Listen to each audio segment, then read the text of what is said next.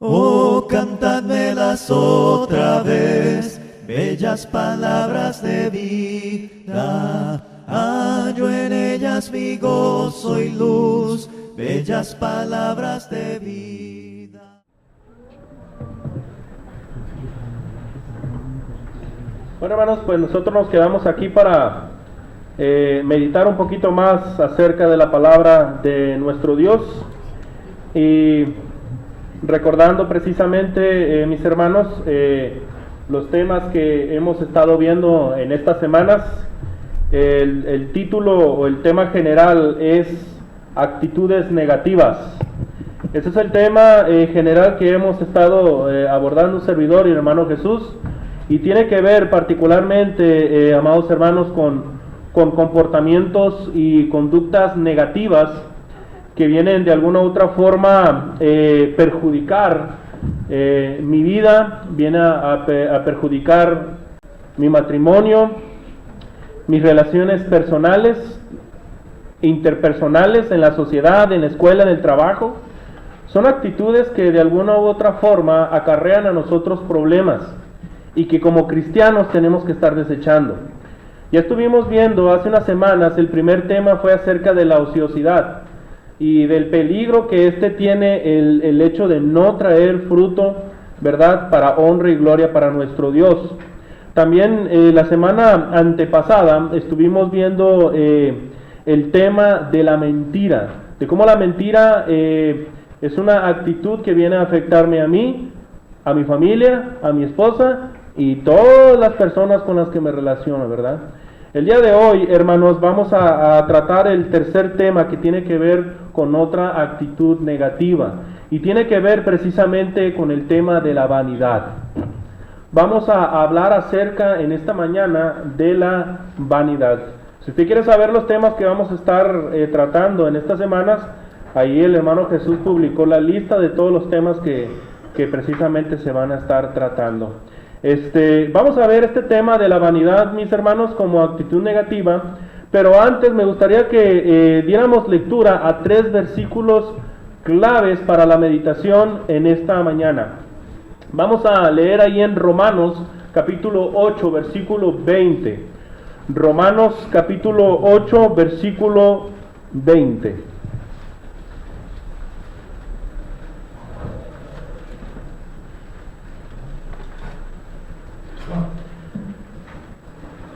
Romanos capítulo 8, versículo 20.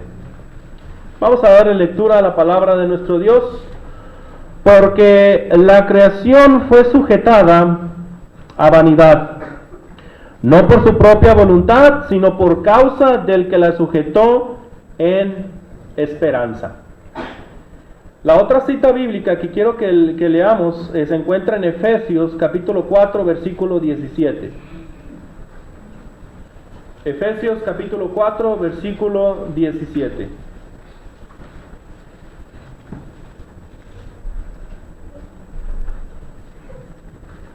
Dice la palabra de nuestro Dios, Efesios capítulo 4, versículo 17. Esto pues digo y requiero en el Señor, que ya no andéis como los otros gentiles que andan en la vanidad de su mente. Ahora vamos a leer 2 de Pedro capítulo 2, versículo 18, por favor. 2 de Pedro capítulo 2, versículo 18. Dice la palabra de nuestro Dios, ahí en la segunda carta de Pedro, capítulo 2, versículo 18. Y dice de la siguiente manera: pues hablando palabras infladas y vanas, seducen con concupiscencia de la carne y disoluciones a los que verdaderamente habían huido de los que viven en el error.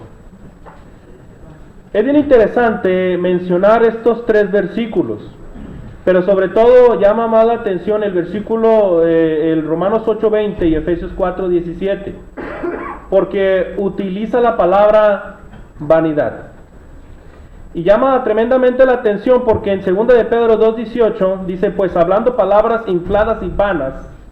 Cuando nosotros hablamos acerca de la vanidad, la palabra vano o vana Es un sinónimo de la palabra vanidad. Pero es bien interesante, hermanos, que abundemos y analicemos esta cuestión de la vanidad. Cuando nosotros hablamos acerca de la vanidad, siempre lo relacionamos con personas que son jactanciosas. Siempre lo relacionamos con personas que son fanfarronas, personas que son engreídas, personas que hacen alarde de sí mismas en todos los aspectos, personas que son fatuas, es decir, necias, vanagloriosas, arrogantes, orgullosas, petulantes, soberbias, desdeñosas, altaneras, altivas, soberbias, envanecidas y sobre todo presuntuosas. Cuando nosotros hablamos de una persona vanidosa, cuando yo busqué los sinónimos de la palabra vanidad, me encontré todos estos elementos. Y vienen a ser así, como ya lo comenté anteriormente, son efectivamente sinónimos, pero son cualidades que encajan muy bien en una persona vanidosa. Y de eso vamos a estar totalmente de acuerdo. Pero cuando empecé a estudiar este tema de la vanidad, hermanos, me di cuenta que estos conceptos o estos sinónimos solamente es el puntito negro de una gran hoja blanca. Porque la palabra vanidad es mucho más amplio que esto. Efectivamente, una persona que vive en total vanidad tiene estas cualidades negativas, o estos defectos, mejor dicho. Pero lo importante de todo esto es que la palabra de Dios, cuando habla acerca de la vanidad, con referencia a estos defectos, utiliza una palabra en griego que es bien interesante. Esta palabra es kenos. Y esta palabra tiene que ver precisamente con las cualidades o los defectos que tienen las personas en cuanto a la vanidad. Pero los textos bíblicos que acabamos de leer, tanto Romanos 8:20 como Efesios 4:17 y 2 de Pedro 2:18, no utiliza la palabra kenos, utiliza otra palabra en griego. Y esta palabra en griego que se utiliza es mataiotes, que se refiere particularmente a la vanidad. Pero esta palabra mataiotes, hermanos, es una palabra mucho más amplia, que llama tremendamente la atención y que sobre todo va aplicada apropiadamente a estos 3 versículos que acabamos de leer. ¿Qué significa la palabra mataiotes? En contraposición a kenos, que son defectos o cualidades de la persona vanidosa. La palabra mataiotes, o la vanidad como mataiotes, se refiere a algo que es hueco, a algo que es vacío. Se refiere a algo que no tiene propósito, que no tiene objetivo, que no va a tener resultados. Es más, no tiene una razón de ser. Y cuando se aplica la palabra vanidad, tanto a la creación como a la mente y a las palabras, quiere decir que todos estos elementos tienen ese elemento interesante que es la vaciedad. Y me gustaría que abordáramos y enfocáramos el estudio de esta mañana sobre la vanidad, pero con la palabra mataiotes. Es bien interesante, hermanos, porque uno de los conceptos o una de las figuras que se utiliza en la mitología griega, él es del famoso Narciso. Narciso era precisamente un hombre tan guapo, pero guapísimo, hermanos, que ganó un concurso de las Olimpiadas de la Belleza. Y era tan guapo, que cuando miró en un lago su cara, se enamoró de sí mismo. Se enamoró de sí mismo y quiso abrazarse, pero adivine qué, cayó al lago y murió ahogado. Y así nos puede pasar con la vanidad. No solamente como un defecto, no solamente para fanfarronear, para jactarse, pero mucho más profunda puede ser la vanidad en el sentido de que podemos encontrar una vaciedad en la mente, en la alma y en nuestra vida. ¿Por qué cree que una persona vanidosa, una de las características que tiene es que, bueno, desde mi perspectiva, se está dedicando más a su aspecto físico que realmente alimentarse en su mente y en su interior? Está más preocupado por el exterior. Hermanos, la vanidad es importante tratarla desde tres perspectivas. En esta mañana solamente quiero que entendamos dos porque son las que me interesan, que analicemos. Vamos a estudiar la vanidad desde tres perspectivas, pero solamente voy a tratar dos, ¿sí? Porque cuando en lo que acabamos de leer, estos tres versículos bíblicos, habla precisamente de la vanidad de la creación, la vanidad de la mente y la vanidad de las palabras. Esta mañana solamente quiero que tratemos la vanidad de la creación y la vanidad de la mente. Veamos la vanidad desde el punto de vista de la creación. Vamos a retomar el texto bíblico ahí en Romanos, capítulo 8, versículo. Ahora vamos a tratar de tomar el contexto. Romanos, capítulo 8, versículo 19 en adelante. Dice la palabra de nuestro Dios, Romanos capítulo 8, versículos 19 hasta el 22. Dice la palabra de nuestro Dios porque, déjeme tomarlo porque no alcanzo a ver. Porque el anhelo ardiente de la creación es el aguardar la manifestación de los hijos de Dios. Porque la creación fue sujetada a vanidad, no por su propia voluntad, sino por causa del que la sujetó en esperanza. Porque también la creación misma será libertada de la esclavitud de la corrupción, a la libertad gloriosa de los hijos de Dios. Porque sabemos que toda la creación gime a una, y a una está con dolores de parto, hasta ahora. Es bien interesante, hermanos, lo que dice Romanos 8:20. Y nos dice que precisamente la creación está sujeta a vanidad. ¿Será acaso, hermanos, que que la creación es vanidosa? ¿Es fanfarrona? ¿Es petulante? ¿Es engreída? Por supuesto que no, hermanos. ¿Por qué? Porque no se está utilizando la palabra de la cualidad que se está utilizando matayotes, refiriéndose a que el mundo, nuestro mundo, la tierra, está sujeta a un vacío. Es decir, que nuestra tierra perdió su razón de ser, nuestro mundo perdió el propósito primordial que tenía en la creación. Porque cuando Dios creó los cielos y la tierra, todo lo creó perfecto y lo creó bueno. Pero ¿qué sucedió? Llega el pecado y contaminó absolutamente todo. Génesis 3:17, vamos a leer. Génesis, seguramente usted ya recuerda este texto. Vamos a leer ahí en Génesis 3:17, por favor. Dice la palabra de nuestro Dios ahí en Génesis 3:17. Fíjese. Y al hombre dijo, Génesis 3:17. Y al hombre dijo, por cuanto obedeciste a la voz de tu mujer, y comiste del árbol de que te mandé diciendo, no comerás de él, maldita será la tierra por tu causa, con dolor comerás de ella todos los días de tu vida. Versículo 18. Espinos y cardos te producirá, y comerás plantas del campo. Estamos, amados hermanos, viviendo en una tierra maldita. En una tierra que ya perdió el propósito primordial. Pero, fíjense muy bien lo que acabamos de leer en Romanos. La tierra en este momento también está sujeta a la esperanza. ¿Y cuál es esa esperanza? Es bien importante entender lo siguiente, antes de comentar esto. ¿Para qué fue creada la tierra? ¿Para qué fue creado el universo y el mundo? ¿Para qué Dios puso puso el mundo en órbita de una manera perfecta? ¿Para qué puso en cierta distancia al sol, a las estrellas, a la luna, todo eso?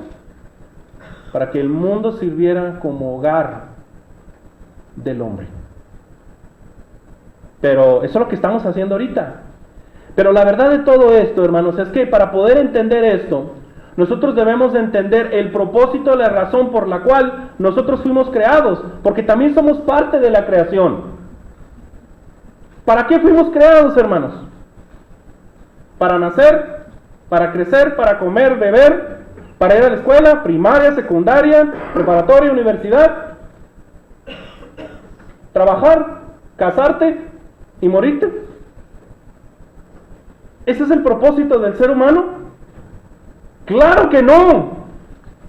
¡Claro que no! Y mucha gente encuentra el propósito y el sentido de la vida en estas cosas, desplazando a Dios. Es decir, que el mundo, hermanos, cualquier cosa que hagamos en el mundo, se convierte en vanidad cuando sacamos a Dios de nuestras vidas. Simple y llanamente. ¿Por qué? Porque somos polvo y al polvo vamos a regresar. Esa es una realidad tremenda, hermanos. ¿Cuál es el propósito de que el ser humano haya sido creado? Adorar, servir, honrar y darle toda la gloria a nuestro Dios, porque para eso fuimos creados, para tener una relación con Él. Para eso fuimos creados. Pero ese propósito se perdió por causa del pecado. Hermanos, la verdad de todo esto es que estamos sujetos a esta vanidad. Que cualquier cosa que hagamos para encontrar la felicidad, el gozo, la alegría, sacando a Dios de nuestras vidas, es vanidad. Porque al fin vamos a terminar en el polvo. ¿Cuál es la esperanza a la que está sujeta el mundo?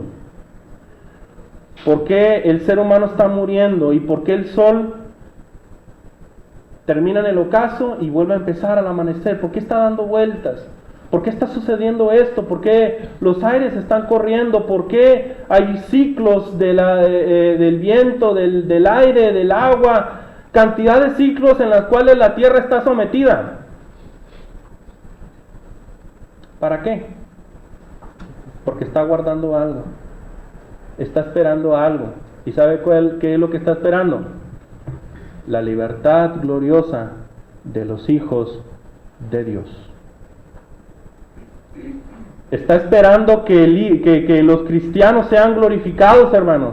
Que venga Jesucristo por segunda vez y que levante a los muertos, a los muertos de sus tumbas, y a los que están vivos les llame, y que estén ante el tribunal de Cristo, porque en el tribunal de Cristo les va a decir a unos, a los de la izquierda les va a decir: apartados de mí, malditos al fuego eterno, y a los de la derecha les va a decir: vengan a mí, benditos de mi Padre, a la morada, al reino que se le ha sido preparado desde la fundación del mundo. Y entonces nuestros cuerpos van a ser glorificados, y la tierra, hermanos, ya va cumplido su objetivo. Cualquier cosa, repito, que hagamos en la vida, si sacamos a Dios, se convierte en vanidad. La palabra es matayotes, vaciedad, algo hueco, algo sin sentido. De esto se nos habla precisamente, lo dice de manera muy tremenda, hermanos, el mismo Salomón. Nosotros conocemos a Salomón, un hombre que en todos los aspectos, hermanos, aquí en este aspecto de la vanidad de la creación, estamos viendo la relación que tienen las criaturas con la creación. Y lo interesante de todo esto es que Salomón trató de todos esos temas en el libro del Eclesiastés. A Salomón lo vemos escribiendo uno de los mayores libros con grandes pinceladas de sabiduría, escribiendo grandes versículos sobre el amor más profundo.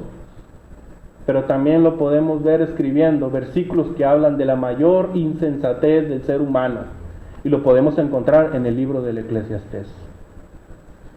Es interesante, hermanos, que en el libro de Eclesiastés, como vamos a leer ahí en Eclesiastés 1.13, Eclesiastés 1.13 dice la palabra de nuestro Dios, Eclesiastés 1.13: y di mi corazón a inquirir y a buscar con sabiduría sobre todo lo que se hace debajo del sol. Este penoso trabajo dio Dios a los hijos de los hombres para que se ocupasen de él. Es decir, hermanos, en el libro del Eclesiastés Salomón se dio a la tarea de experimentar todo lo que tenía que ver con la creación. Por eso, si nosotros podríamos hacer un bosquejo acerca, hermanos, de el sentido de la vida que estaba buscando Salomón, porque en esos momentos, hermanos, la experiencia que él había tenido en Eclesiastés fue cuando estuvo separado de Dios. Y él trató de buscar el sentido de la vida precisamente, hermanos, ¿en dónde? En la ciencia, en la sabiduría, en la filosofía, en el placer, en el materialismo o en el vivir precisamente para solamente el presente. Él buscaba encontrar el sentido de la vida en el egoísmo, en las religiones, en las riquezas o en la moralidad. ¿Y sabe cuál fue su conclusión? Todo es vanidad. De las 78 veces que se maneja la palabra vanidad en la Biblia, tan solo 38 hermanos, 38 de esa palabra vanidad se encuentran en el libro de Eclesiastés. Y se utiliza precisamente en la traducción de la Septuaginta, la palabra vanidad, se utilizó la palabra griega mataiotes, para decirte que todas las cosas que hacemos sin Dios se convierten en vanidad, son vacías, son huecas y no tienen ningún propósito al fin y al cabo. No tienen una razón de ser. Pero déjeme explicarle este pensamiento que tiene Salomón acerca de la vanidad, del sentido de la vida que él estaba experimentando, que estaba inquiriendo, y solamente tratando en el tema del placer. Fíjese muy bien lo que dice Salomón ahí en Eclesiastés, capítulo 2, por favor, la lectura que dio mi hermano Toño. Vamos a ubicarnos ahí en el libro del Eclesiastés, por favor. Capítulo 2, versículo 1 en adelante.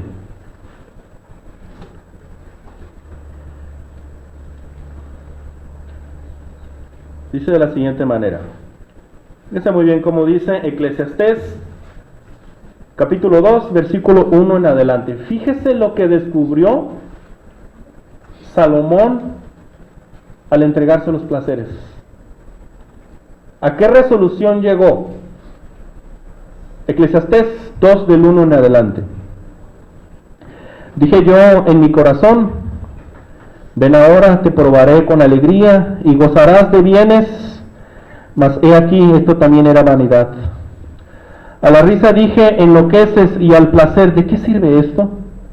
Propuse en mi corazón agasajar mi carne con vino, y que anduviese mi corazón en sabiduría, con retención de la necedad, hasta ver cuál fuese el bien de los hijos de los hombres, en el cual se ocuparan debajo del cielo todos los días de su vida.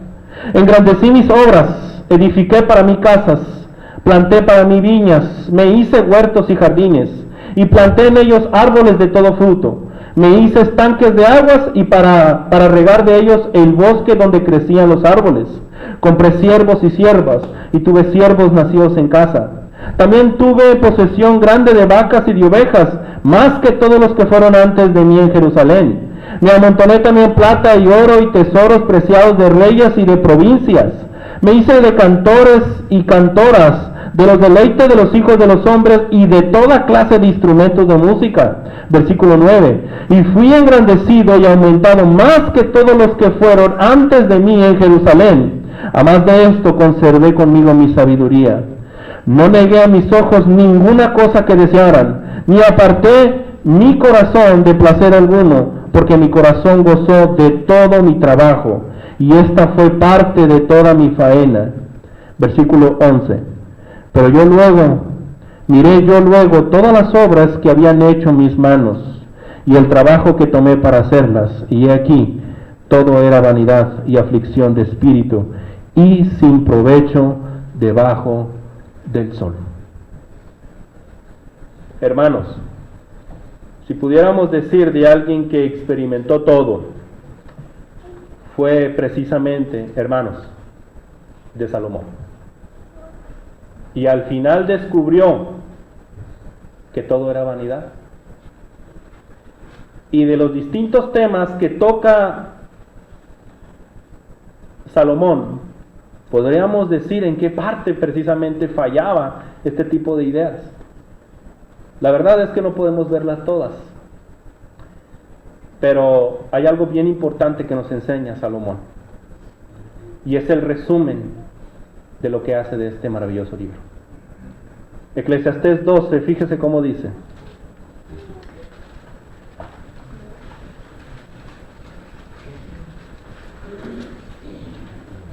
Eclesiastés 12, versículos 13 y 14.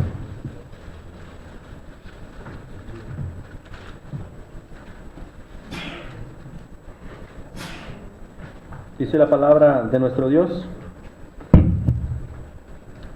Eclesiastés 12, versículos 13 y 14.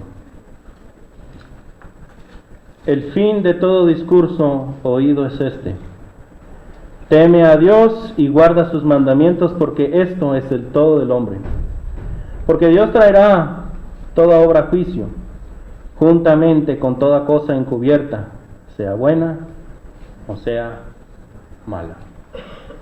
Hermanos, Salomón analizó, inquirió, investigó e hizo cantidad de cosas para poder entender a la creación. Pero al final concluyó en esto. Dice, esto es el todo del hombre. Esto es lo que debes de hacer, esto es lo que debo de hacer. Este debería ser el verdadero propósito de cada uno de nosotros. Primero, teme a Dios. Dale la reverencia, dale la gloria, dale la honra, dale el lugar y el espacio en tu vida. Y segundo lugar, guarda sus mandamientos. En lo más profundo de tu corazón, contempla lo que el Señor te está diciendo. Los mandamientos que ha estipulado en su santa palabra, considéralos. Escríbelos en tu corazón. Y sobre todo, una tercera cosa, que de toda cosa que hagamos en este mundo, hermanos, vamos a dar cuenta. Y esa es una realidad que usted debe entender, hermanos. Es muy importante entender estos conceptos y estas ideas, particularmente porque es importante resaltar lo siguiente: que en nuestra vida, en relación a la creación, viviendo en el día a día, ocupados en la escuela, en el trabajo, ocupado en tantas actividades, hermanos, y en tantas cosas que tenemos que hacer, ustedes saber, y yo también lo reconozco, que son cosas y responsabilidades que tenemos como seres humanos y que debemos de cumplir. Debemos de trabajar, debemos de estudiar y debemos de hacer todo eso, porque este tema no es para tirar tu trabajo y tu escuela, sino que la gran diferencia entre un hombre que tiene a Dios y que no lo tiene, es que el hombre y la mujer que tiene a Dios, va a ocupar cada momento, cada minuto, cada instante de su vida para glorificar y para darle la gloria a Dios. Nosotros cumplimos diligentemente con nuestros deberes y responsabilidades, pero el resultado se lo dejamos a nuestro Dios. ¿Por qué? Porque el todo del hombre va dirigido precisamente a tener una relación con nuestro Dios. Ese, hermanos, ese es el todo del hombre. La creación está sujeta a vanidad, hermanos. Evalúe qué es lo que ocupa el primer lugar en su vida. ¿Las cosas materiales o Dios? Yo le recomiendo que el primer lugar lo ocupe Dios. Uno puede decir en palabra, no, es que Dios él ocupa el primer lugar en mi vida, pero en nuestras acciones reflejamos otra cosa. Dios ve quién realmente, hermanos, lo está poniendo a Él en primer lugar. Dios ve quién quiere ser salvo. Dios lo sabe muy bien, porque Él conoce lo que pensamos y lo que sentimos. A Él no le podemos fallar. Hermanos, esto es en cuanto a la vanidad de la creación. Ya se me fue el tiempo en este tema. Solamente diré algunas cositas que tienen que ver con la segunda cuestión que quería tratar con ustedes. Y tiene que ver con la idea, hermanos, de estudiar a la vanidad desde otro punto de vista, desde el punto de vista de la mente. Ya vimos precisamente la relación del ser humano o de la criatura frente a la creación. Ahora veamos a la criatura, pero en su interior. ¿A qué nos referimos a la vanidad de la mente? Creo que este es un poquito más sencillo que el otro. Pero vamos a retomar lo que dice Efesios 4:17. Vamos a darle lectura ahí en Efesios 4:17.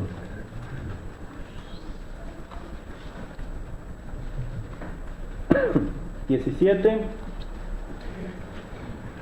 al 19). Dice la palabra de nuestro Dios, Efesios capítulo 4, versículos 17 al 19.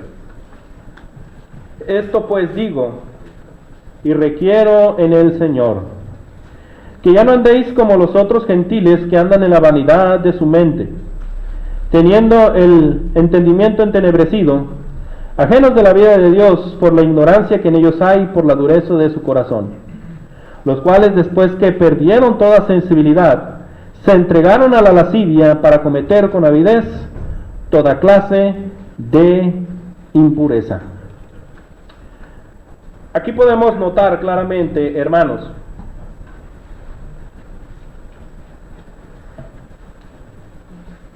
a personas que se les da el título de gentiles.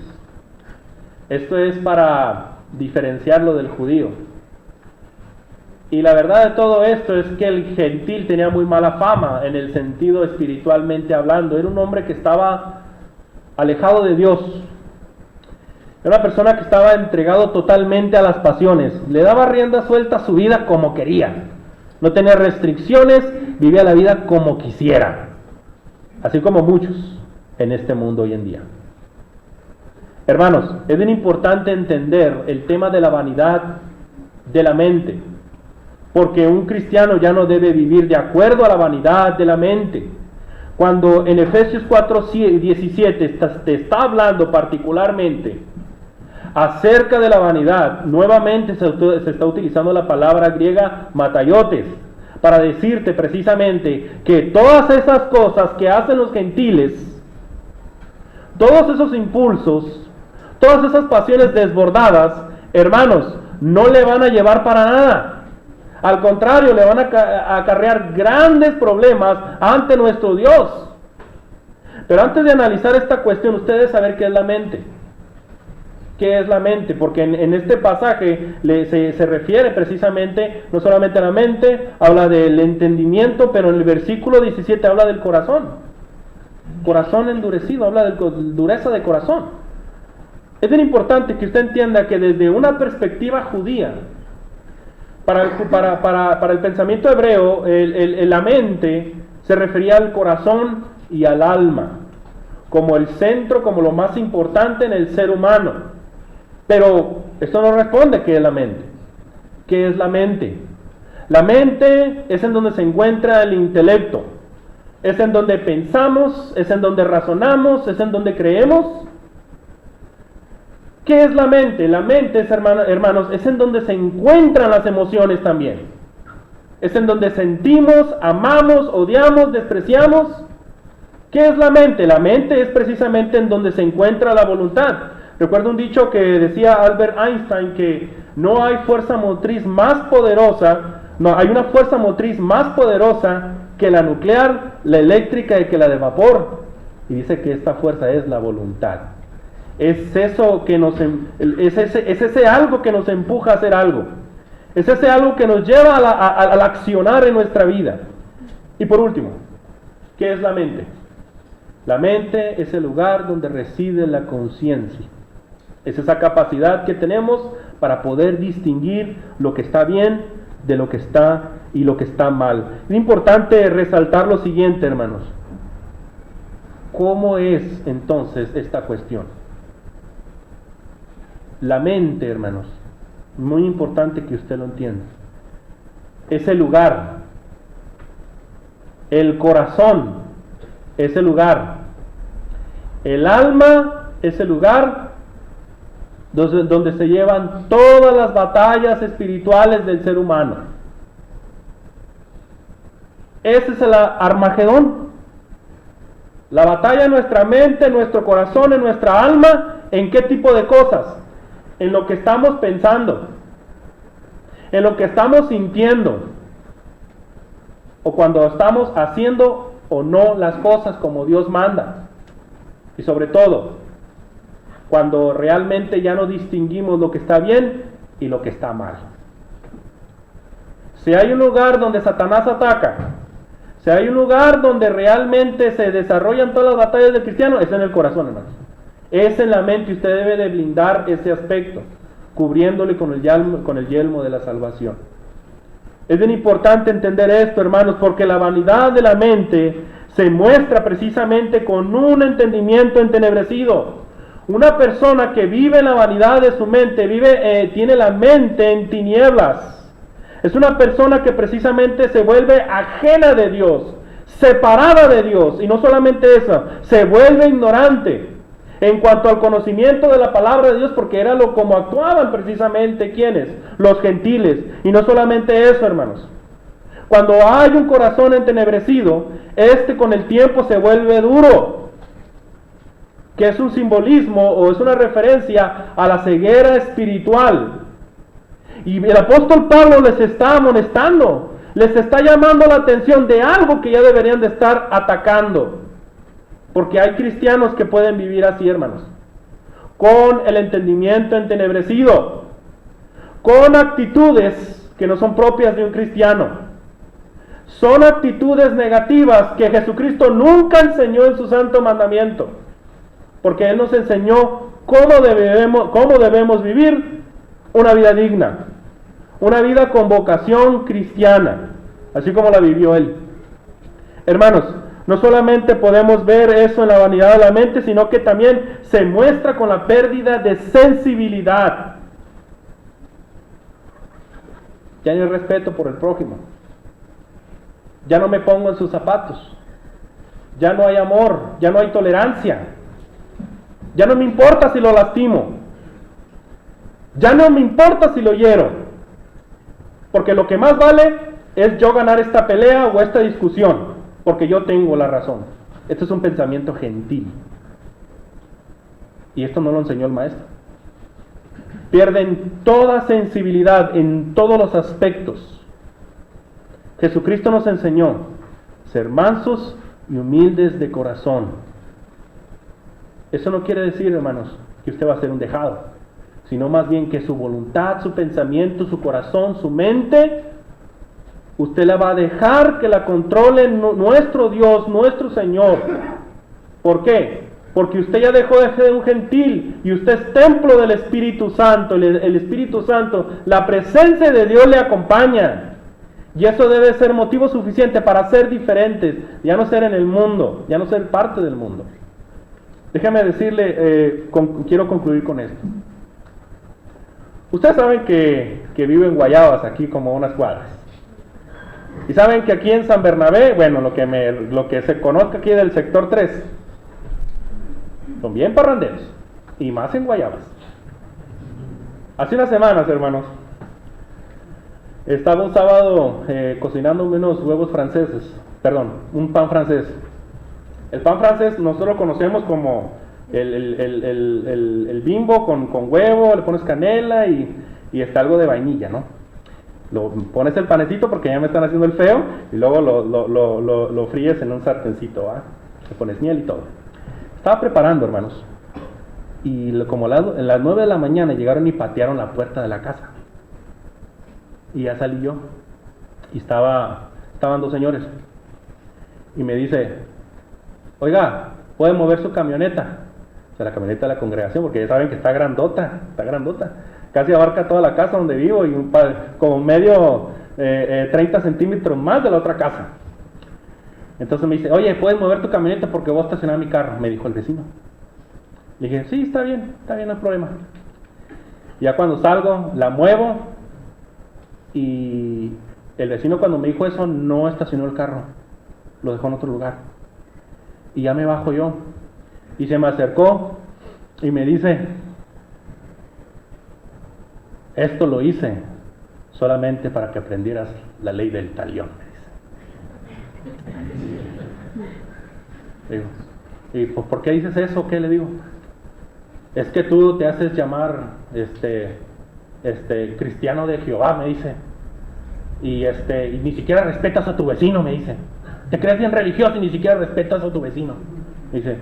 Y yo me quedé pensando, mira, le dije así, mira viejo, solamente son 30 centímetros. Y hace una semana tú ni siquiera estabas viendo aquí. Pero ahorita la muevo, no hay problema. Además, mira, te voy a decir algo. Estás hablando de respeto. Y tuviste toda la madrugada con tu fiesta, sin pensar si ven niños o ancianos enfermos. Y se quedó viendo así y dice, no, pues sí es cierto. Dice, ¿a qué voy con esto, hermanos? El mundo espera de un cristiano que sea diferente. Siempre va a esperar de un cristiano que usted sea amable, que sea tolerante, que sea respetuoso y sobre todo que sea amoroso. Eso es bien importante que entiendan, que el mundo no va a cambiar, pero el mundo sí le va a demandar, hermano, que usted sea diferente, que sea como Cristo. Por eso, hermanos, es bien importante entender este tema de la vanidad. ¿En qué sentido? No solamente sacando toda arrogancia, no solamente sacando de nuestro corazón toda petulancia, fanfarronería, todo engreimiento. Sea sencillo, sea humilde como Jesucristo, pero sobre todo, busque aquellas cosas que van a tener sentido en su vida. Y decir cosas es mucho, porque solamente hay una cosa que tiene sentido, y que debe de tener sentido y propósito en nuestra vida, y ese es Cristo. Si usted se siente perdido, si usted se encuentra sin propósito, solamente el Señor le puede dar ese propósito en la vida. Y sobre todo, hermanos, se los digo por propia experiencia, solamente con Jesucristo usted puede pisar en piso fuerte. Que Dios les bendiga.